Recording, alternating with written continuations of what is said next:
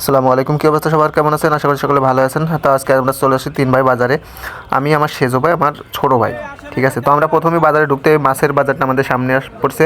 তো আমরা মাছের বাজারে আসলাম। তো এখানে যে মাছগুলো দেখতে পাবেন এগুলো হচ্ছে নদীর মাছ, আর আমাদের এলাকার আশেপাশে যে বিল আছে এই বিলের মাছ। মাছগুলো কিন্তু মরা না, মাছগুলো হচ্ছে তাজা। আর যেগুলো যদিও বা মরে যায় সেগুলো হলো মাত্র বিল থেকে নিয়ে আসছে ওই মোড়া। এই যে বরফ টরফ দিয়ে রাখা এরকম মাছ না। আর এই যে দেখেন বড় মাছগুলো, এগুলো কিন্তু সব অক্সিজেন দিয়ে রাখছে, মানে তাজা তাজা সে ফালাইতেছে। আসলে ঢাকা শহরে এরকম মাছ টাছ পাওয়া খুবই মানে টাফ ব্যাপার। এ দেখছেন একবারে তাজা, ওটা সাইডে দিলে এখন দৌড়ে চলে যাবে এরকম। মাছের বাজারে গেছি, এই যেগুলো হচ্ছে সম্ভবত ট্যাংরা মাছের মতো দেখতে, কিন্তু এটা কী মাছ আমি জানি না। এই যে চিংড়ি মাছ, এগুলো মানে জীবন নাই কিন্তু প্রাণ নাই আর কি, কিন্তু ওই সতেজ বরফও দেওয়া না। আরও আছে এই যে দেখেন তাজা তাজা, এগুলো দেখতে ছোটো মনে হইতেছে কিন্তু এগুলো মূলত অনেক বড় বড়, অক্সিজেন দিয়ে রাখছে তাফালের মধ্যে পানি দিয়ে, জেতা জেতা ফালা এগুলো। এরকম মাছ শহর এলাকায় থাকে মানে এগুলো মানে স্বপ্নের মতো যে এরকম তাজা মাছ খাবো, এগুলো স্বপ্ন। কই মাছ দেখছেন?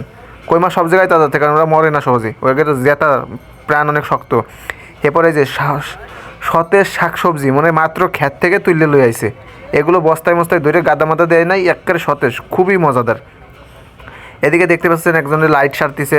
গ্রামে এরকম অনেক কিছু দেখা যায় যেগুলো আসলে শহরবাড়িতে দেখা যায় না।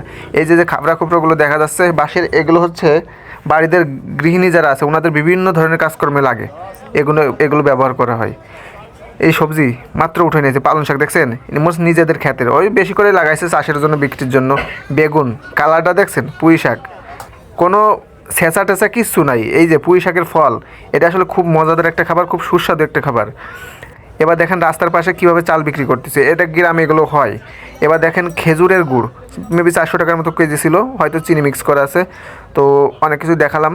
আজকে পর্যন্ত সবাই ভালো থাকবেন, সুস্থ থাকবেন। আমার ভিডিওটা ভালো লাগতে লাইক কমেন্ট শেয়ার করে ফলো করে দেবেন। আল্লাহ।